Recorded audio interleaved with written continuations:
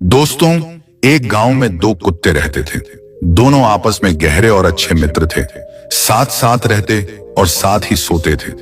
उनमें से एक कुत्ता काला था तो उसका नाम कालू था।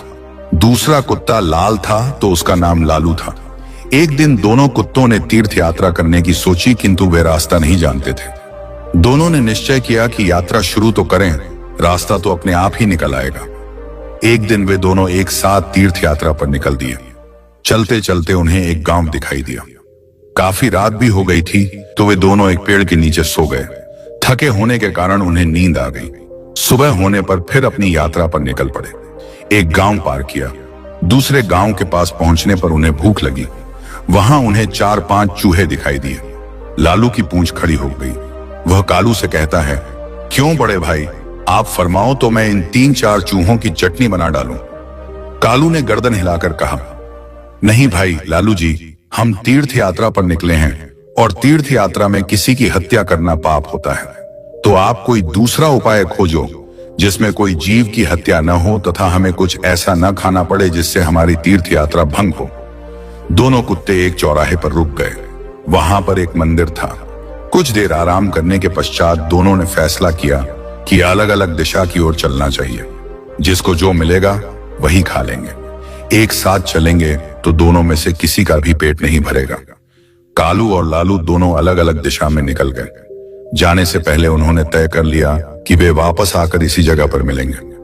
लालू कुत्ता चलते चलते एक गांव में जा पहुंचा। वहां एक दयालु पंडित रहता था। वह पूजा पाठ करके भोजन करने ही जा रहा था। उसकी पत्नी ने उसके लिए भोजन की थाल तैयार कर रखी थी। पंडित ने भोजन को भोग लगाया ही था कि लालू कुत्ते ने झट से उसकी थाली में मुंह डाल दिया तथा एक रोटी उठाकर वहां से भाग गया। पंडित ने ईश्वर का नाम लिया और हाथ धोकर उठ गया। पंडित ने अपनी पत्नी से कहा, बेचारे यह गंडक जी भी कितने भूखे हैं, सो आप यह भोजन की थाली इन्हें ही खिला दीजिए। पंडित की पत्नी गुस्से में होकर बोली, आप यह क्या कह रहे हैं? इस गंडक जी को यह थाली, इसमें कितने अलग अलग पकवान हैं। 2 तरह की सब्जी, अचार, दही, खीर, पूरी। पंडित दया भाव से बोला, तुम ठीक कहती हो, पर यह बेचारे भी भूखे हैं। आप तो यह थाली इन्हें ही दे दीजिए। सोच लो कि यह थाली इनके ही भाग्य में लिखी थी। इसके पश्चात पंडित ने लालू कुत्ते को खूब पेट भरकर भोजन करवाया। लालू ने उस पंडित खूब दुआएं दी। उधर कालू कुत्ता एक किसान के यहाँ पहुंचा। किसान अपने खेत में चक्कर लगा रहा था और जंगली जानवरों को खेत से बाहर निकाल रहा था। किसान की पत्नी खाने की थाल रख कर गई थी। थाल में भिंडी की सब्जी थी और बाजरे की रोटियां थीं। खेत का काम पूरा करके वह थाल खोलकर खाना खाने को तैयार हुआ ही था कि कालू ने तुरंत ही उसके भोजन में मुंह डाला और थोड़ी सी रोटी का टुकड़ा तोड़कर भागा। किसान एकदम से गुस्से में आ गया और खड़ा हो उठा। उसकी आंखें अंगारों की तरह लाल हो गईं। उसने अपनी लाठी उठाई और गाली देते हुए उसने लाठी से इतनी जोर से वार किया कि कुत्ते की कमर टूट गई। वह पीड़ा से चिल्लाने लगा। कमर टूट जाने के कारण वह भाग भी नहीं सकता था।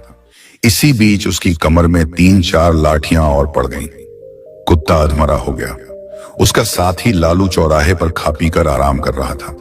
वह खड़े होकर अपने साथी का इंतजार कर रहा था। उसका साथी उसे कहीं भी नजर नहीं आ रहा था।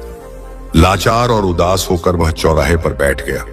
थोड़ी देर बाद उसे कालू अपनी तरफ आते हुए दिखाई दिया। वह खुश हो गया। वह जल्दी से उसकी ओर भागा। उसकी टूटी हुई कमर देखकर वह बहुत दुखी हुआ और पूछने लगा, भाई तुम्हारे साथ ऐसी दुर्दशा किसने की? कौन पापी है जिसने एक रोटी के लिए तुम्हारी कमर ही तोड़ डाली?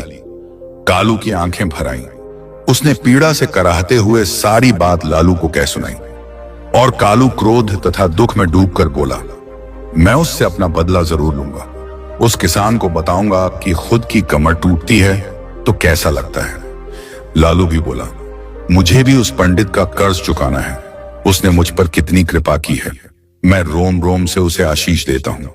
इसी प्रकार बातचीत करते हुए दोनों कुत्तों ने अंत में यह निश्चय किया कि उन्हें प्राण त्याग देना चाहिए तथा प्राण त्यागने के बाद उनके घरों में जन्म लेना चाहिए। इत्तेफाक से न तो किसान के घर कोई पुत्र था और न ही पंडित के। दोनों कुत्तों ने मंदिर के आगे जाकर अपने अपने प्राण त्याग दिए। एक ही पल में दोनों मृत्यु को प्राप्त हो गए। कुछ समय पश्चात कालू ने किसान के घर जन्म लिया। किसान बहुत खुश था, किंतु उसकी खुशी अगले ही दिन विलुप्त हो गई। घर में इस पुत्र के जन्म होते ही उसकी पत्नी अस्वस्थ रहने लगी। उसका बैल मर गया। पहले जन्मदिन पर किसान के हरे भरे खेत को जानवर ने तहस नहस कर दिया। दूसरी तरफ पंडित के घर भी पुत्र का जन्म हुआ। पंडित और उसकी पत्नी बहुत खुश थे।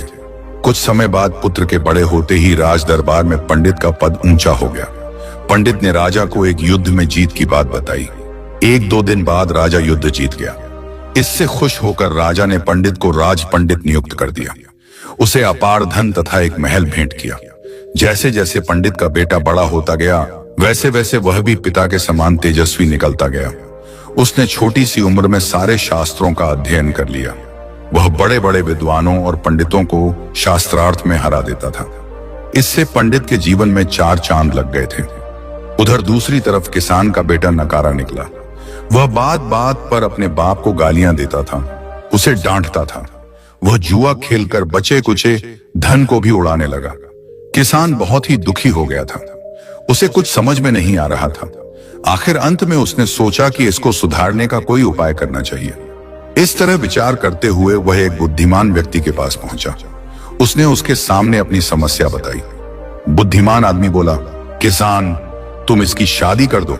शादी की नकेल अच्छों अच्छों को सीधा कर देती है। किसान ने तुरंत घर जाकर अपनी पत्नी को बात बताई।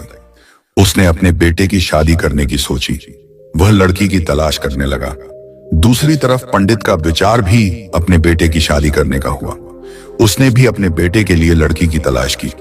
कुछ दिनों बाद पंडित के बेटे का एक कन्या से विवाह हो गया। उसके बेटे की पत्नी भी सुखी थी। उसके आते ही घर को स्वर्ग बना दिया। उसके बाद किसान ने भी अपने पुत्र का विवाह करा लिया। शादी बड़े अच्छे से हो गई। शादी के अगले दिन ही उसका बेटा अचानक चल बसा। उसकी पत्नी रोने लगी। किसान बेहोश हो गया। होश में आते ही वह दीवार से सिर मार मार कर रोने लगा और चिल्लाने लगा, हाय मेरा बेटा मेरी कमर तोड़कर चला गया। पंडित का बेटा उसी गांव में कथा कह रहा था कि इस संसार में जो जैसा कर्म करता है उसे वैसा ही फल प्राप्त होता है। अगर आपने किसी निर्दोष के साथ गलत किया है तो उसका फल आपको अवश्य मिलेगा। कर्म आखिर में सामने आता ही है। कहते हैं कि जैसा बोओगे वैसा ही काटोगे।